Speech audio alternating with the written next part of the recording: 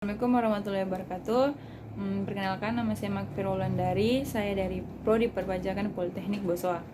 Pada kesempatan kali ini saya ingin sedikit membahas mengenai materi kebijakan fiskal dan kebijakan moneter.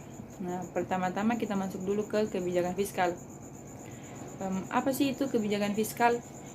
Nah, pengertian dari kebijakan fiskal itu sendiri adalah kebijakan yang dilakukan oleh pemerintah dengan cara meningkatkan atau mengurangi pendapatan dan belanja negara untuk mencapai tujuan yang diharapkan. Contohnya seperti pengurangan jumlah pengangguran atau meningkatkan pertumbuhan ekonomi yang telah ditetapkan. Contoh kebijakan fiskal itu sendiri, contohnya yang berada di Indonesia, yaitu penerapan kebijakan fiskal yang tercermin pada anggaran pendapatan dan belanja negara atau APBN. Pendapatan negara dalam APBN itu terbagi menjadi dua. Yang pertama itu anggaran yang berasal dari non pajak dan anggaran yang berasal dari pajak. Pendapatan yang berasal dari non pajak itu umumnya diperoleh dari bagian laba BUMN. Nah, untuk membahas lebih lanjutnya, mari kita perhatikan penjelasan berikut ini. Nah, selanjutnya kita akan membahas mengenai fungsi, tujuan, hingga jenis-jenis kebijakan fiskal. Yang pertama kita bahas dulu fungsi kebijakan fiskal. Fungsi kebijakan fiskal terdapat 4. Yang pertama itu fungsi anggaran. Contohnya hasil pungutan pajak berfungsi untuk membiayai anggaran pengeluaran negara. Yang kedua fungsi regulasi. Contohnya untuk mengatur perekonomian guna mencapai pertumbuhan yang cepat. Yang ketiga itu fungsi demokrasi, di mana rakyat ikut serta membayar pajak untuk mencapai perekonomian yang stabil. Dan yang terakhir itu fungsi retribusi pendapatan, di mana pajak digunakan untuk membiayai proyek-proyek yang dapat dinikmati bersama. Nah, pada tujuan kebijakan fiskal. Kebijakan fiskal memiliki beberapa tujuan, di antaranya dapat menciptakan stabilitas perekonomian, menciptakan pertumbuhan ekonomi yang diharapkan, dapat menciptakan lapangan kerja, dan menciptakan keadilan dalam distribusi pendapatan. Yang terakhir kita akan membahas mengenai jenis-jenis kebijakan fiskal. Jenis-jenis kebijakan fiskal berdasarkan teori itu terdapat 3. Yang pertama itu kebijakan anggaran pembiayaan fungsional. Artinya mengatur pengeluaran pemerintah dengan memperhatikan pengaruhnya pada peningkatan kesempatan kerja. Yang kedua, kebijakan pengelolaan anggaran. Artinya itu mengatur pengeluaran pemerintah, penerimaan pajak, dan pembiayaan untuk mencapai stabilitas perekonomian. Dan yang terakhir itu kebijakan stabilitas anggaran otomatis, artinya mengatur jumlah pengeluaran pemerintah dengan menimbang dan menganalisa biaya dan manfaat dari berbagai pengeluaran yang dilakukan. Mengenai jenis-jenis kebijakan anggaran berdasarkan perbandingan jumlah penerimaan dan pengeluaran, itu ada 4. Yang pertama itu anggaran seimbang. Anggaran seimbang itu disusun dengan jumlah total pendapatan sama dengan jumlah pengeluaran total, sehingga stabilitas ekonomi dapat terjaga. Mengenai anggaran dinamis. Anggaran dinamis itu memiliki ciri-ciri anggaran yang selalu meningkat dibanding dengan tahun anggaran sebelumnya. Hal ini dilakukan dengan berusaha meningkatkan pendapatan dan melakukan penghematan pada sisi pengeluaran, sehingga tabungan pemerintah itu dapat meningkat. Yang ketiga itu anggaran defisit. Anggaran defisit memiliki ciri di mana anggaran disusun dengan jumlah pengeluaran lebih besar dibanding dengan pendapatan negara. Hal ini umumnya diatasi dengan beberapa kebijakan, yaitu diantaranya menciptakan uang baru, melakukan pinjaman dalam maupun luar negeri. Mulai tahun 2000, APBN di Indonesia disusun dengan menggunakan format anggaran defisit yang dibiayai dengan sumber-sumber pembiayaan dalam negeri. Nah, selanjutnya kita akan membahas mengenai kebijakan moneter. Sebelum itu kita harus tahu dulu apa itu kebijakan moneter. Nah, kebijakan moneter adalah sebuah kebijakan maupun peraturan yang dikeluarkan oleh bank sentral yang digunakan untuk mengelola sejumlah persediaan uang dalam suatu negara untuk mampu menciptakan suatu tujuan tertentu. Sebagai contohnya adalah digunakan untuk menjaga stabilitas nilai mata uang, kemudian diharapkan mampu untuk meningkatkan kesempatan kerja. Di Indonesia, sebuah kebijakan ini akan diatur dan juga dilakukan oleh Bank Indonesia sebagai salah satu otoritas moneter yang mampu mengarah sejumlah sistem perekonomian nasional. Di dalam masa pelaksanaannya, kebijakan moneter ini memiliki beberapa selisih waktu yang lebih singkat jika dibandingkan dengan adanya kebijakan fiskal, karena Bank Indonesia memang tidak membutuhkan izin dari DPR terlebih dahulu. Selain memahami tentang pengertiannya saja, maka langkah berikutnya yang tidak boleh sampai kalah penting untuk dilewatkan ialah sejumlah instrumen yang ada pada kebijakan ini. Di dalam melaksanakan kebijakan moneter, Bank Sentral akan memanfaatkan sejumlah instrumen keuangan. Nah, untuk sejumlah instrumen keuangan yang digunakan diantaranya sebagai berikut. Terdapat dua instrumen, yaitu instrumen langsung dan instrumen tidak langsung.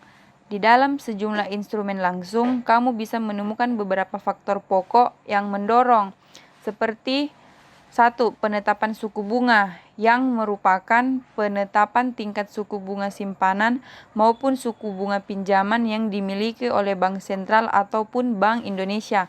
Yang kedua itu penetapan pagu kredit, yang merupakan batasan jumlah maksimal kredit yang akan diberikan oleh pihak perbankan. Yang ketiga, rasi likuiditas, yang merupakan sebuah kewajiban bank umum yang digunakan untuk menjaga sejumlah mata uang tertentu dalam bentuk persenan dan digunakan untuk menghimpun dana yang digunakan untuk membiayai anggaran pemerintah. Yang terakhir, kredit langsung, yang merupakan sebuah kewajiban bank umum yang mampu memberikan sejumlah kredit dalam sektor-sektor tertentu. Sedangkan di dalam instrumen yang tidak langsung, kamu juga bisa menemukan beberapa faktor yang mendorong, seperti 1. Operasi pasar terbuka. Operasi pasar terbuka adalah aktivitas jual beli surat berharga yang dilakukan oleh sejumlah bank sentral dan juga falas yang juga dilakukan di pasar falas. Yang kedua itu discount requirement. Discount requirement adalah salah satu kewajiban dari bank umum untuk menyimpan sejumlah cadangan wajib tertentu dari dana pihak ketiga yang ada di dalam bank sentral sehingga mampu mempengaruhi sejumlah kemampuan dari bank umum dalam penyaluran kredit. Sekarang kita beralih ke jenis kebijakan moneter. Kebijakan moneter dibagi menjadi dua jenis. Beberapa jenis dari kebijakannya diantaranya yaitu kebijakan moneter ekspansif dan kebijakan moneter kontraktif. Nah, untuk kebijakan moneter ekspansif adalah sebuah kebijakan yang dilakukan untuk menambahkan uang yang beredar. Kebijakan ini semata-mata dilakukan untuk mengatasi jumlah pengangguran serta mampu meningkatkan daya beli masyarakat sehingga ketika terjadinya masalah ekonomi seperti resesi atau depresi bisa ditangani. Kebijakan ini juga disebut sebagai sebuah kebijakan moneter yang longgar. Dan pada kebijakan moneter yang kontraktif, kebijakan moneter kontraktif adalah sebuah kebijakan yang digunakan untuk mengurangi sejumlah uang yang beredar. Selain itu, kebijakan ini nantinya dilakukan pada saat keadaan perekonomian ini sedang mengalami inflasi, sehingga kebijakan ini juga disebut sebagai kebijakan uang ketat. Dalam menentukan sebuah keberhasilan yang ada dalam kebijakan moneter, maka biasanya akan menggunakan sejumlah indikator. Dalam hal ini, ada 3 indikator yang mempengaruhi, diantaranya adalah yang pertama itu uang beredar. Uang beredar memiliki tujuan untuk menetapkan pertumbuhan dari jumlah uang beredar yang ada di masyarakat yang digunakan sebagai salah satu sasaran penengah, sehingga bank sentral juga mampu berfokus pada pengendalian inflasi yang akan terjadi. Yang kedua itu penargetan nilai tukar. Penargetan nilai tukar memiliki tujuan untuk menetapkan serta menyesuaikan sejumlah nilai mata uang, khususnya nilai mata uang domestik, terhadap sejumlah mata uang dari berbagai negara. Untuk beberapa negara-negaranya adalah negara yang besar dan memiliki laju inflasi yang cukup rendah. Yang ketiga, target inflasi. Target inflasi memiliki tujuan untuk menetapkan sejumlah target inflasi yang akan dilakukan dalam jangka menengah serta komitmen yang digunakan untuk mencapai batas stabilitas harga sebagai tujuan utama, yaitu pada jangka panjang. Kelebihannya adalah sistem yang sederhana bahkan mampu menetapkan target pencapaian yang cukup jelas.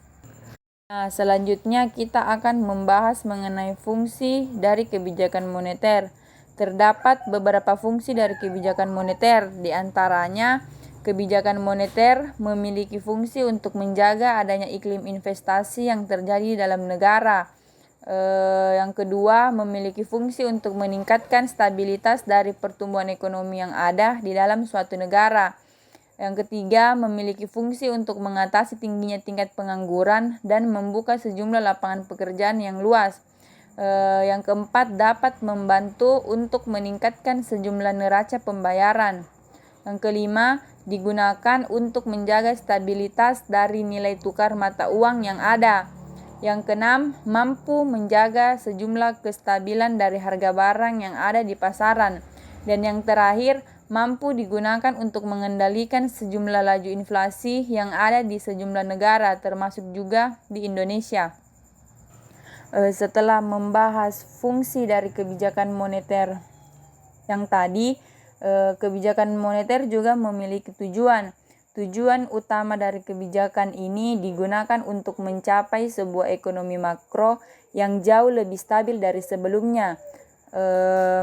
Untuk dapat memahaminya lebih dalam, maka simaklah penjelasan mengenai tujuan utama dari kebijakan moneter untuk ekonomi makro yang lebih baik, khususnya di Indonesia. Adapun tujuannya yaitu kebijakan ini dilakukan untuk mengedarkan mata uang rupiah yang digunakan sebagai alat tukar dalam sejumlah kegiatan ekonomi di Indonesia. Kedua, kebijakan ini juga digunakan untuk menjaga stabilitas antara kebutuhan perekonomian serta tingkat harga. Yang ketiga, kebijakan ini mampu mengoptimalkan adanya distribusi likuiditas yang digunakan untuk meningkatkan adanya pertumbuhan ekonomi dari berbagai sektor. Yang keempat, dapat digunakan untuk mempertahankan stabilitas ekonomi dengan menggunakan cara pengendalian arus barang dan juga jasa yang akan dilakukan. Yang kelima, sejumlah kebijakan ini juga digunakan untuk menjaga stabilitas sejumlah harga di pasar dengan mengendalikan sejumlah tingkat inflasi yang akan terjadi. Dan yang terakhir, dapat digunakan untuk membantu dalam meningkatkan kesempatan untuk mendapatkan pekerjaan. Cara yang digunakan ialah meningkatkan adanya investasi sehingga sebuah lapangan kerja baru akan terbuka dengan sangat luas. Adapun dampak yang ditimbulkan dari kebijakan moneter. Dampak yang ditimbulkan dari kebijakan moneter terdapat dampak positif dan dampak negatif. Dampak positif dari kebijakan ini adalah mampu untuk mengatur dalam pembuatan dan juga pengedaran rupiah di seluruh Indonesia. Sedangkan dampak negatif yang dapat ditimbulkan dari kebijakan moneter ini adalah apabila nantinya uang yang diedarkan ini jumlahnya sedikit, maka akan terjadi krisis ekonomi.